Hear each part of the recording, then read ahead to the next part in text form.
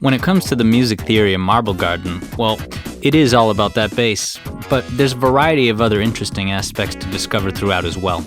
Marble itself is a substance extremely conducive to producing an echo, and Marble Garden follows suit by using an echo effect on its main melodies. Now, nowadays, with fancy music editing software, audio effects for echo and reverb are just a click away. But this wasn't the case for the early 90s hardware limitations of the Sega Genesis. The best they could do was this. Here's the main melody, and then they devoted an entire separate audio channel to just copy and paste the same notes of the first instrument, and then they nudged it forward by a quarter note to achieve the delayed echo effect.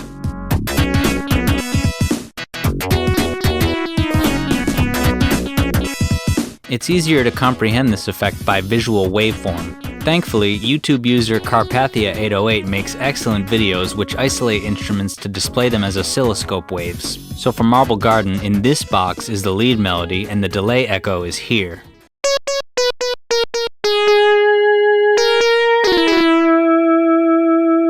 And let's talk about that bass. In Act 1, the bass alternates between a measure of full, quick jabs, followed by a measure of little to no activity. While Act 1's bass deploys quick stab notes throughout, Act 2 makes it a point to elongate some of the notes, to let them ring. The first measure of bass silence in Act 1 gets filled up in Act 2, although the second is still preserved.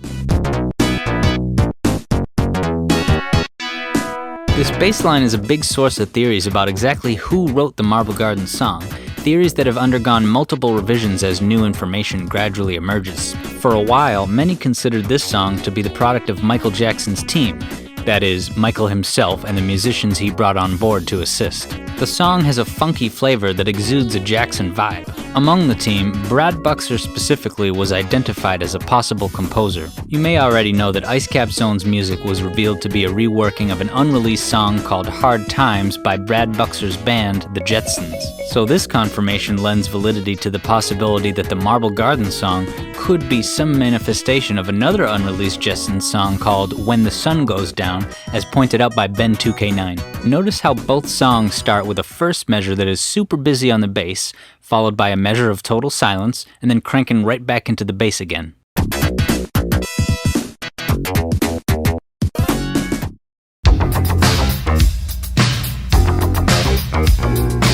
Both Marble Garden and When the Sun Goes Down have bass melodies that start on the tonic, then make abrupt hops up to touch upon the octave and the minor seventh. And when bridging these two bass phrases together, both songs do so with a distinctive doo-doo-doo.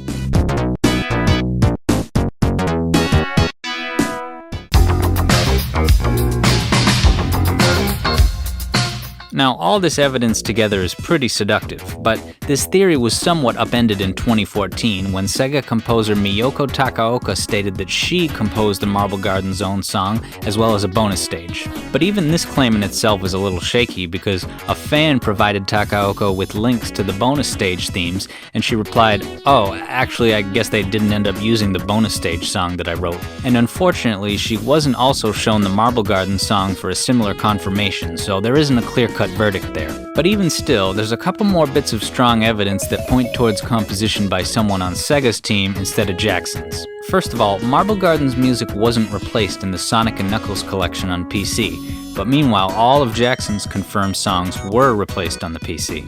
This suggests that Sega had the rights to Marble Garden's music since their own staff wrote it. The other compelling correlation involves the nature of the Act 2 remix. See, all of Michael Jackson's songs have a minimalist, borderline lazy approach to their Act 2 remixes. That's not to say that they're bad, just that they didn't require much effort, or at the very least were the result of rushed time constraints. They basically take the Act 1 song and just strip away instruments or move them around for a more minimalist feel. Meanwhile, we basically know for sure that Angel Island and Hydrocity were composed by Sega, and those zones have Act 2 remixes that significantly reimagine the song. So, since Marble Garden also has a significant Act 2 reimagination, this correlation further supports Marble Garden's authorship by Sega. What's more, all of Michael Jackson's songs feature prominent use of sound effects and voice samples, such as the go and shattering glass, whereas the first three zones do not. All in all, these factors point towards Marble Garden's authorship by Sega as the safest bet. Whoever wrote Marble Garden, they used a swing rhythm, which afforded them the opportunity to use triplets in a way that doesn't clash with the existing flow of the song. Marble Garden does just this with a really nice triplet on the kick drum right here.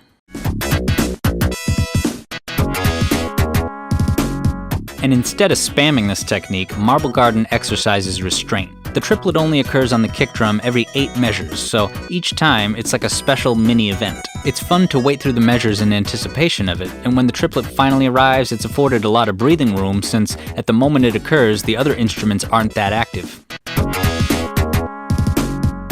Marble Garden also pulls off some remarkable feats in its mixture of major and minor elements. To distinguish the two, we'll start with the major scale, whose defining attributes are the major 3rd, 6th, and 7th. The minor scale, on the other hand, lowers the 3rd, 6th, and 7th by a half step. What Marble Garden does is mix elements of the two scales together. In section A, we have a minor 3rd, but a major 6th. Here's how it sounds in action.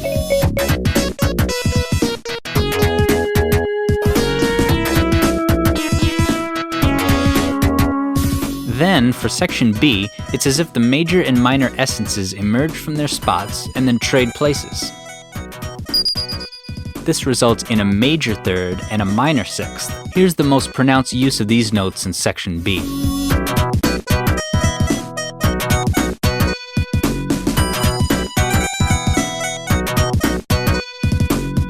Section B of Act 2 also has a great duo of tones that move up and down chromatically in a parallel fashion. Sometimes this pair of notes includes the root of the current chord, as with the 4 chord, and other times it doesn't, so the root is instead implied, as with the chords 1 and 1 diminished. Let's see them both in action.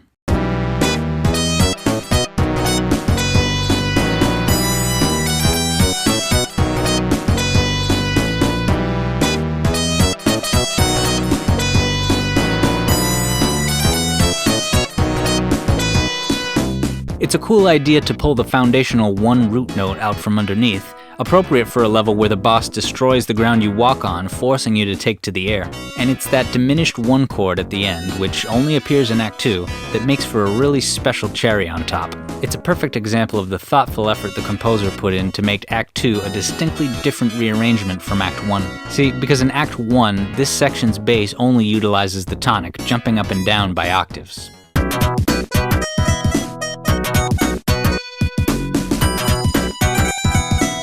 But Act 2 utilizes Act 1's unused space to populate the bass line with the flavor of this chord progression. It starts with a Mixolydian walk-up.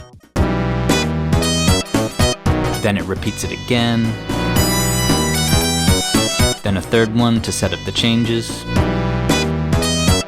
The last one lowers the 3rd and 5th. It's a great touch to force the song to crunch up in a way that it doesn't anywhere else in all of Act 1 or 2, unapologetically expressing that 1 diminished chord. The lowered 5 is especially bold and aggressive. For walk-ups like these, you typically want a solid, balanced 5th, the last major stop on the way up to the octave destination. Here's the walk-up with the perfect 5th. Think of it as, if you're trying to make a quick jump on a platform, the perfect 5th is like landing right on the middle of it, a clean way to make your way up to the octave. Meanwhile, lowering that 5th by a half step like Marble Garden does at the end is like barely landing on the very edge of the platform and almost twisting your ankle, but still making it to where you need to get. This illustrates 2 alternate paths to climb up from the tonic to its octave, kind of like 2 different routes between a pair of cities. In comparison, during the same section of Act 1, it doesn't take either path, but instead kinda just teleports, hopping from octave to octave without any notes in between. But Act 2 fills between the lines and spices things up with that flat 5th right at the end. That flat 5th. The tonic to the flatted 5th is known as the tritone and was for a long time also called the devil's interval because people thought it sounded ugly and unsettling. It was largely avoided during the Renaissance due to the unpleasant, dissonant effect it was said to generate. But it makes sense for Marble Garden to slip this sinister edge right at the end, because after all, within the canon of the Sonic 3 McDonald's commercial, Marble Garden Zone has the game's final boss. Where do the stars of Sega Sonic 3 go when the game's over? Sonic? Are you guys in there? Hey, here's a hint. They're at McDonald's. An excellent reimagination of the Marble Garden Zone theme is Knuckle Duster by Daniel Baranowski, a rock band rendition that even adds lyrics. The icing on top is YouTube animator Back2Soul's animatic music video for this track, in which Knuckles adamantly belts out the vocals, Sonic somewhat reluctantly contributes on the keys, and really the whole thing just has the quality, charm, and thoughtfulness of the Sonic Mania intro animations.